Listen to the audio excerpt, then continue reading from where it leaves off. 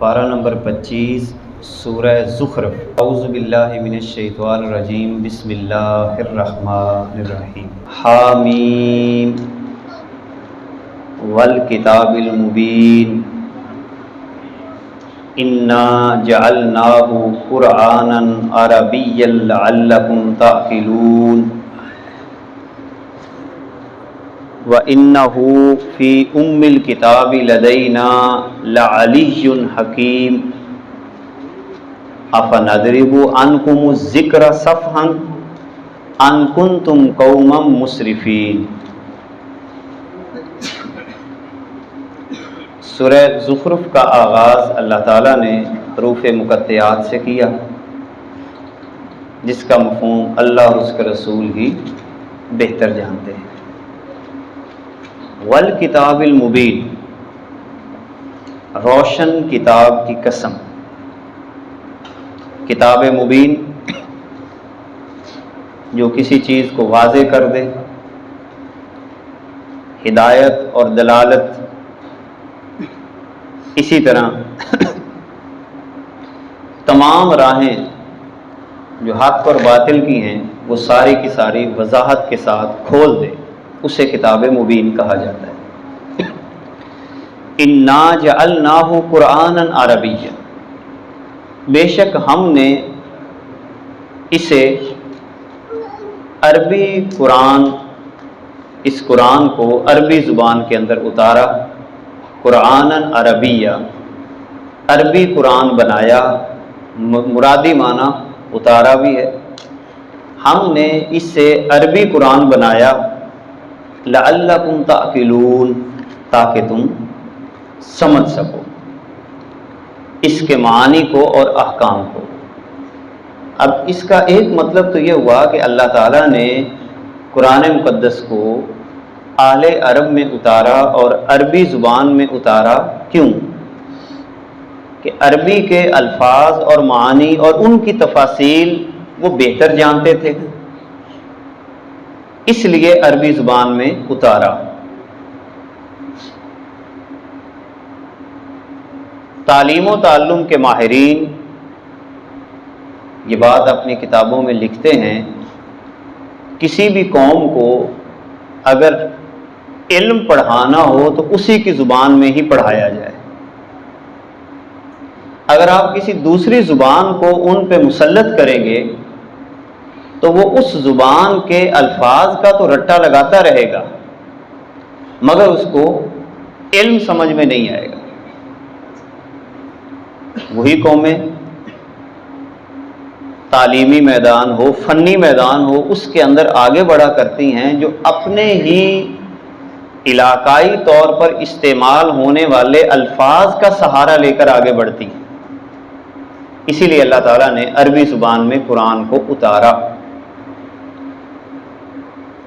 اب ہمارے ہاں آپ دیکھتے ہیں کہ ہمارا تعلیمی نظام دوسری زبان کے ذریعے ہم پہ مسلط کیا گیا، جس کی وجہ سے نوجوانوں کے اندر تخلیقی صلاحیتیں یہ ختم ہو گئیں، صرف رٹا لگانے تک محدود رہے۔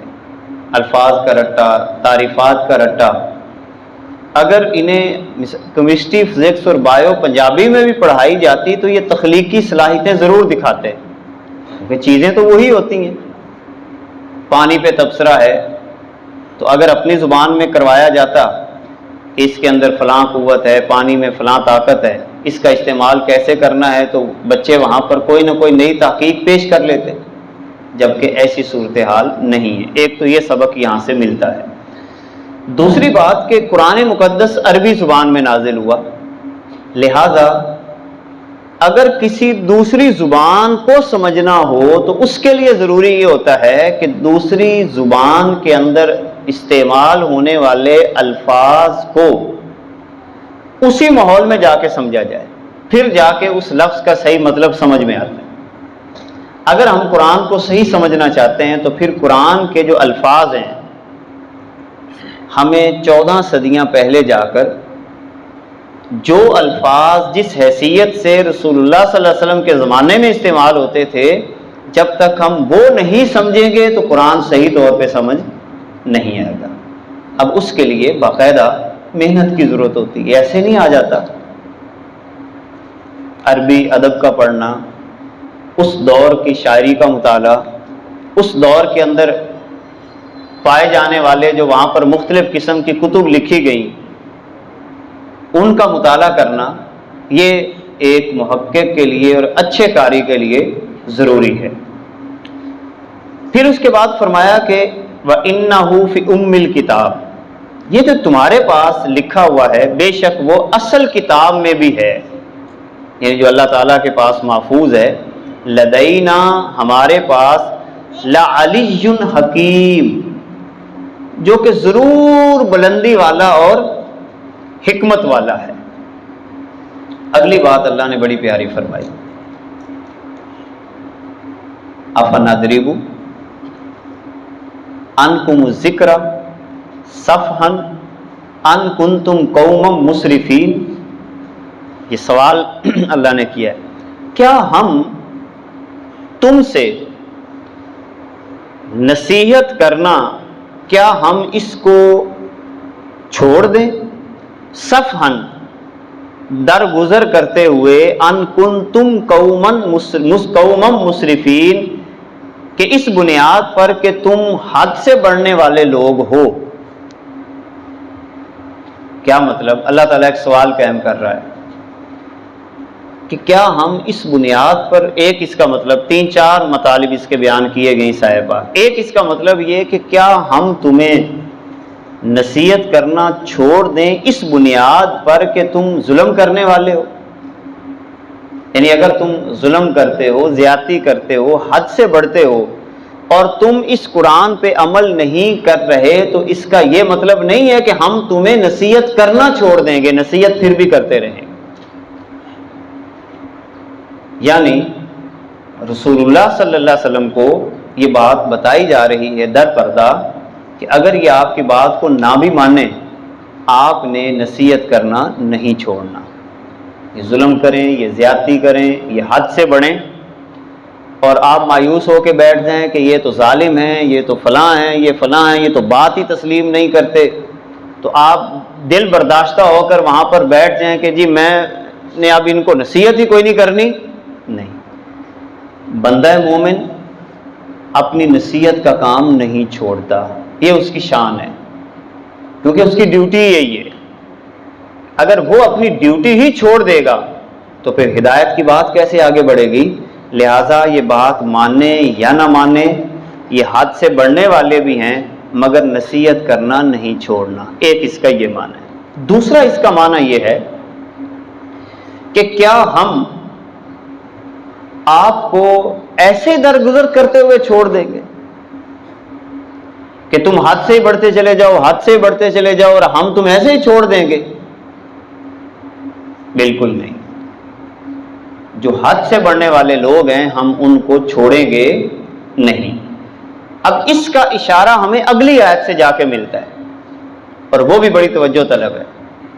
اللہ تعالیٰ نے ایک حوالہ دیا، وَكَمْ أَرْسَلْنَا مِن نَبِيٍّ فِي الْأَوَّلِينَ، ہم نے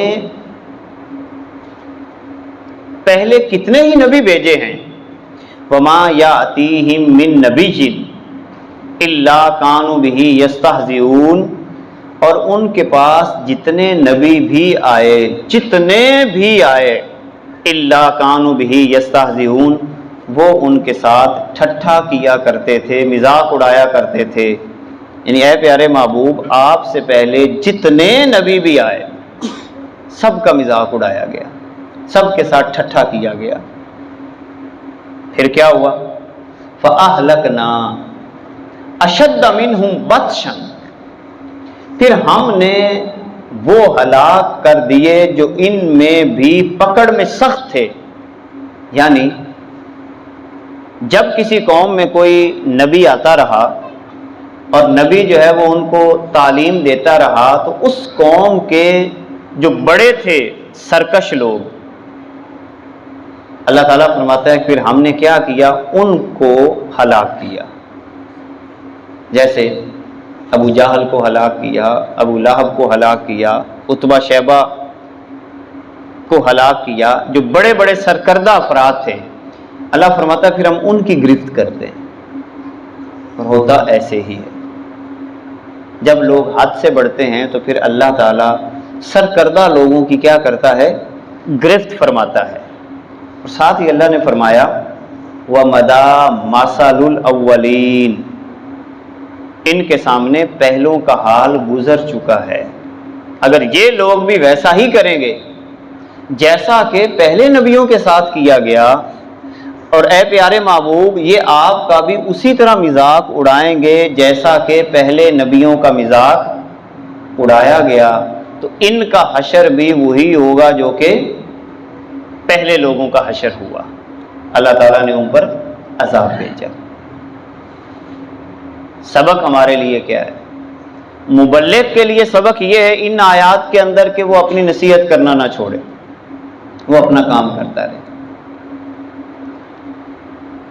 کوئی ماننے یا نہ ماننے یہ اس کی سردردی نہیں ہے، وہ اپنی بات کرتا رہے۔ حد سے بھی بڑھ جائیں لوگ تو وہ اپنی نصیحت کرنا نہ چھوڑے۔ یہی اصل میں مبلغ کی استقامت ہے۔ اور سامعین کے لیے یہ نصیحت ہے کہ اگر تم نے ہدایت کا راستہ روکا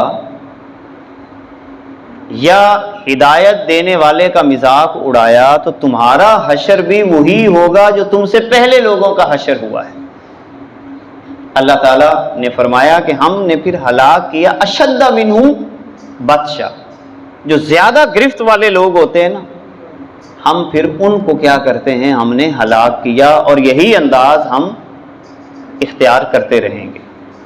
ساتھ ہی اللہ تعالیٰ ایسے لوگوں کا مزاج بھی بیان فرما رہا ہے۔ بعض لوگ بڑے شاطر ہوتے ہیں، فرمایا وَلَئِن سَأَلْتَهُمْ، اے محبوب اگر آپ ان سے یہ پوچھیں من خلق السماوات والارض، آسمانوں اور زمین کو کس نے پیدا کیا، لَيَقُولُنَّ، تو ضرور کہیں گے خلقہن العزیز العلیم، اسے اس ذات نے پیدا کیا جو غالب ہے اور علم والی ہے۔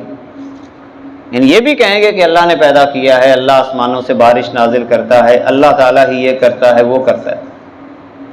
اور ساتھ آگے بتائیں گے الذی جعل لکم الارض مہدا، وہ اللہ کہ جس نے تمہارے لیے بنایا زمین کو بچھونا، وجعل لکم فیہا سبلا، اور تمہارے لیے اس اللہ نے بنائے راستے، لعلکم تہتدون، تاکہ تم ہدایت پا جاؤ۔ والذی نزل من السماء ماء بقدر، پھر اللہ تعالیٰ نے اتارا آسمان سے ایک اندازے کے مطابق پانی، فانشرنا بہ بلدۃ میتا، تو ہم نے اس سے ایک مردہ شہر کو زندہ کیا، کذالک تخرجون، اور اسی طرح تم نکالے جاؤ گے۔ ایک حوالہ دیا کہ یہ لوگ جتنے بھی ہیں یہ مانتے ہیں اس بات کو کہ اللہ نے آسمانوں کو پیدا کیا، زمینوں کو پیدا کیا، اتنی بات مانتے ہیں، مگر اللہ تعالیٰ کے حکموں پر عمل کرنے کے لیے تیار نہیں ہے، بلکہ مذاق اڑاتے ہیں۔ جیسے ہمارے ہاں لوگ بھی انداز وہی رہتا ہے، یعنی اللہ تعالیٰ جو بھی فطرت بیان کرتا ہے نا انسان کی، وہ ہمیشہ ہمیشہ والی فطرت۔ ہمیں بھی پتہ ہے اللہ کے بارے میں، جب کوئی کسی نے کسی کا مذاق اڑانا ہو، ہم بھی جانتے ہیں اللہ تعالیٰ کو، ہم بھی جانتے ہیں قرآن کو، بھی جاننا اور ہے، ماننا اور ہے، صرف جاننا تو کافی نہیں ہے۔ تو لہذا یہ لوگ فرمایا کہ جو یوم آخرت کا بھی انکار کرتے ہیں، جس طرح ہم مردہ زمین کو زندگی دیتے ہیں اسی طرح تم دوبارہ اٹھائے جاؤ گے۔ اور آج کی جو روایت ہم نے پڑھی کہ اگر ہمارا اٹھایا جانا قیامت کے دن ایسا ہو جائے کہ جو لوگوں کی ضرورتیں پوری کرتے ہیں، حاجتیں پوری کرنے میں اپنی زندگی بسر کر جاتے ہیں، وہ نور کے ممبروں پہ ہوں گے، وہ اللہ تعالیٰ سے بات کر رہے ہوں گے، اور ادھر لوگ حساب کتاب دے رہے ہوں گے۔ والذی خلق الازواج کلھا، وہی تو اللہ ہے کہ جس نے ہر قسم کے جوڑے بنائے۔ وجعل لکم من الفلک والانعام ما ترکبون، اور تمہارے لیے اس نے بنایا کشتیاں بنائیں، چوپائے بنائے، ما ترکبون، کہ جو تم وہاں پر جن پہ سوار ہوتے ہو۔ اور بنائے کیسے؟ اب یہ بھی اس کا کرم ہے، بنائے کیسے؟ لِتَسْتَوُوا عَلَى ظُهُورِهِ، جانور کشتیاں اس انداز کے ساتھ بنائیں کہ تم ان کی پیٹھوں پر ٹھیک بیٹھ سکو۔ یعنی اگر گھوڑا بنایا ہے تو گھوڑے کی پیٹھ اس انداز کے ساتھ بنائی کہ تم بیٹھ سکو، کھچر بنایا ہے تو پیٹھ اس انداز کے ساتھ ہے کہ تم بیٹھ سکو۔ یعنی جانور کی ہیئت اللہ تعالیٰ نے کیسی بنائی ہے کہ انسان کے بیٹھنے کا ایک خوبصورت انداز وہ پیدا فرما دیا، اس پہ وہ زین رکھتا ہے، بیٹھ جاتا ہے۔ پھر اس کے پیچھے اللہ تعالیٰ نے جو انسان کو دماغ دیا، وہ ریڑھی جو لیتا ہے یا اس کے علاوہ گدھا ہے، اس کے اوپر چارہ ڈالنے کے لیے وہاں پر جو کیا کرتا ہے، جس کو ہم بانا کہتے ہیں، وہ رکھ لیتا ہے۔ یہ ساری ترتیب اللہ تعالیٰ نے کس انداز کے ساتھ بنائی ہے؟ فرمایا یہ کس لیے کیا؟ ثم تذکروا نعمت ربکم، کہ تم ان کی پیٹھوں پر ٹھیک بیٹھو، پھر اپنے رب کی نعمت کو یاد کرو۔ ثم تذکروا نعمت ربکم اذا استویتم علیہ، جب تم سواری پر بیٹھ جاؤ تو سب سے پہلا کام تم نے کیا کرنا ہے؟ سواری پر بیٹھنے کے بعد اللہ تعالیٰ کی نعمت کو یاد کرنا کہ یا اللہ تو نے کتنا بڑا کرم کر دیا کہ ہمارے لیے آسمان سے بارش کو بھی نازل کیا، کھیت کھلیان بھی دیے، اب تو سواریاں بھی ایسی عطا کر رہا ہے کہ جہاں پہ ہم بیٹھ رہے ہیں۔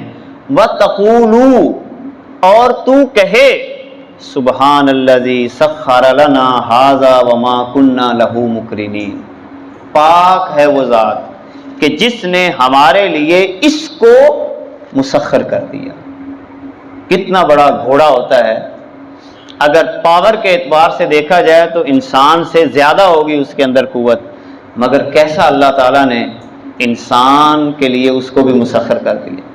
بعض ایک چھوٹا بچہ بھی گھڑ سواری کر رہا ہوتا ہے، بھینس کتنی بڑی ہے، ایک چھوٹا سا بچہ اس کو پکڑ کے ادھر سے ادھر لے کے جا رہا ہوتا ہے۔ سبحان الذی سخر لنا، نعمتیں تمام انسانوں کے لیے مسخر ہیں۔ سورج کو مسخر کس کے لیے کیا؟ ہمارے لیے۔ کتنی بڑی نعمت، تھوڑا سا نیچے آ جائے نا، تھوڑا سا نیچے تو ہم جل کر بھسم ہو جائیں۔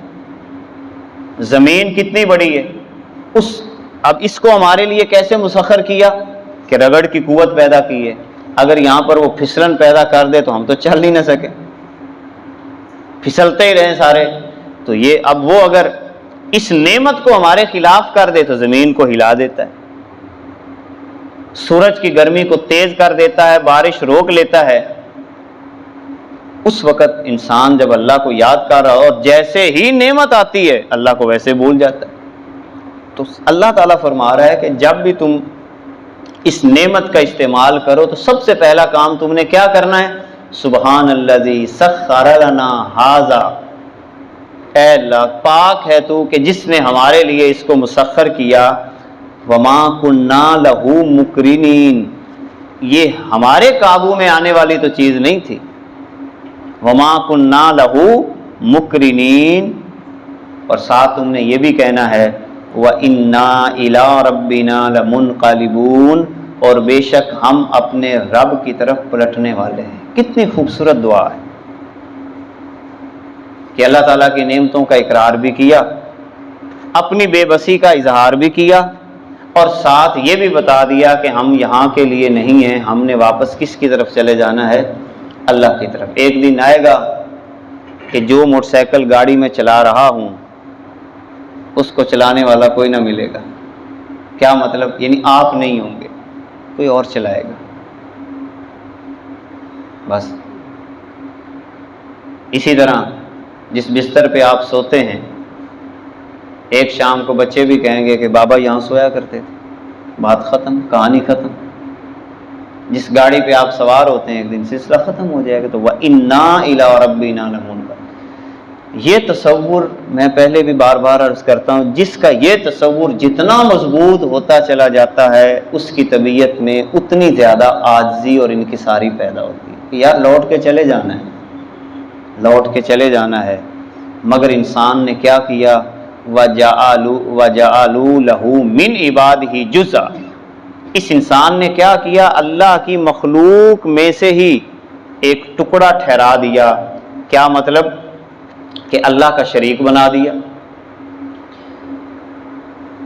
اللہ کی مخلوق میں سے ہی اللہ کا شریک بنا دیا۔ اب اس کا مطلب یہ ہے، اللہ کی مخلوق، بعض دفعہ بندہ ماں کو معبود بنائے ہوئے ہوتا ہے، بعض دفعہ باپ کو بنا لیتا ہے، بعض دفعہ بھائی اور بہنوں کو بنا لیتا ہے۔ کتنے ایسے معاملات ہیں کہ ہم اللہ کے حکم کو ٹھکراتے ہیں، ماں کے حکم کو تسلیم کرتے ہیں، باپ کے حکم کو تسلیم کرتے ہیں، بھائی کے، رشتہ دار کے، دوست احباب کے حکم کو تسلیم کر رہے ہوتے ہیں۔ تو اللہ اور اس کے رسول کے سامنے جس کا بھی حکم آ جائے اس کی ذرہ بھر بھی حیثیت ہمارے لیے نہیں ہے، اتنی بھی حیثیت نہیں ہے اللہ اور اس کے رسول کے مقابلے میں کسی کا بھی حکم آ جائے۔ ہاں ایک بات پھر میں یہاں پر ذکر کروں گا، والدین ہوں، رشتہ دار ہوں، احسان کا پہلو پھر بھی نہیں چھوڑنا۔ بات نوجوان جب یہ پہلو سیکھتے ہیں کہ ہم نے صرف اللہ اور اس کے رسول کی ہی ماننی ہے، ماں باپ کی نہیں ماننی، تو یہ بھی اللہ اور اس کے رسول کا حکم ہے کہ ماں باپ کی ماننی تو نہیں ہے غلط بات، مگر حسن سلوک پھر بھی نہیں چھوڑنا، احسان کا پہلو پھر بھی نہیں چھوڑنا۔ یعنی ماں کو غلط کام کہتی ہے، اماں جی میں آپ کی بات کو نہیں مانوں گا، جوتیاں مار لے، خدمت پھر بھی آپ کی کروں گا، تیرا بیٹا ہوں، بد کلامی کرنے کی اجازت پھر بھی نہیں ہے ماں باپ کے سامنے۔ کتنا حساس معاملہ یہاں پر ہے کہ ماں کہہ رہی ہے کہ بس تو قطع رحمی کر، اماں جی یہ نہیں ہو سکتا، لیکن بد کلامی نہیں کرنی اپنی اماں کے ساتھ، اپنے بابا کے ساتھ بد کلامی نہیں کرنی، کیونکہ جتنی آپ روایات پڑھیں تو احسان کا ہی حکم اللہ تعالیٰ ہمیں وبالوالدین احسانا، والدین کے مقابلے میں عدل نہیں چلتا، آرگومنٹس نہیں چلتے، بلکہ احسان کا پہلو ہے کہ بس سر جھکا دینا ہے، لیکن غلط بات کو ماننا بھی نہیں ہے۔ ان الانسان لکفور مبین، بے شک انسان بڑا ہی ناشکرا ہے، کھلا ناشکرا ہے۔ کتنی جگہوں پہ ہم کھلی ناشکری کرتے ہیں۔ ام اتخذ مما یخلق بنات، کیا اس نے بنا لیا جو اللہ تعالیٰ پیدا کرتا ہے بیٹیوں کو، کیا بنا لیا؟ کیا اللہ تعالیٰ نے جو پیدا کیا ہے اس میں سے بیٹیاں بنا لی ہیں؟ یعنی جو یہ لوگ کہتے تھے کہ فرشتے اللہ تعالیٰ کی بیٹیاں ہیں۔ وَأَصْفَاكُمْ بِالْبَنِينَ، اور تمہارے لیے بیٹوں کو چنا ہے۔ یہ رویہ بیان کیا جا رہا ہے، ایک روایت جو اہل عرب میں تھی کہ مشرک جو تھے وہ اللہ تعالیٰ کے لیے بیٹیاں مانتے اور اپنے لیے کہتے کہ ہمیں بیٹے چاہیے، اور ساتھ اللہ تعالیٰ یہ فرما رہا ہے کہ تمہاری اپنی حالت کیا ہے۔ وَإِذَا بُشِّرَ أَحَدُهُمْ بِمَا ضَرَبَ لِلرَّحْمَنِ مثلاً، کہ جب ان کو خوشخبری دی جاتی اس چیز کی جو یہ رحمان کے لیے مثال بناتے ہیں، یعنی ان کو کہا جاتا ہے کہ تمہارے گھر میں بیٹی پیدا ہوئی ہے، ظل وجہہ مسودہ، تو اس کا چہرہ کاڑا ہو جاتا، محاورہ ہے، یعنی اس کا منہ اتر جاتا کہ بیٹی پیدا ہو گئی۔ جیسے ہمارے ہاں بھی آج کل بھی لوگ یہ اسی مصیبت میں گرفتار ہیں، آج کل بھی لوگ اسی مصیبت میں گرفتار ہیں، اچھے بھلے بعض دفعہ اسی مصیبت میں گرفتار ہو جاتے ہیں کہ بیٹیاں پیدا ہو گئی، بیٹیاں پیدا ہو گئی، دعا کرو کہ بیٹا پیدا ہو۔ تو اہمیت جو ہے وہ بیٹوں کو زیادہ دی جاتی ہے، حالانکہ بیٹیاں بیٹوں کی بنسبت زیادہ غمخوار ہوتی ہیں، یہ پریکٹیکل ہے۔ بہنیں بھائیوں کی بنسبت زیادہ غمخوار ہوتی ہیں،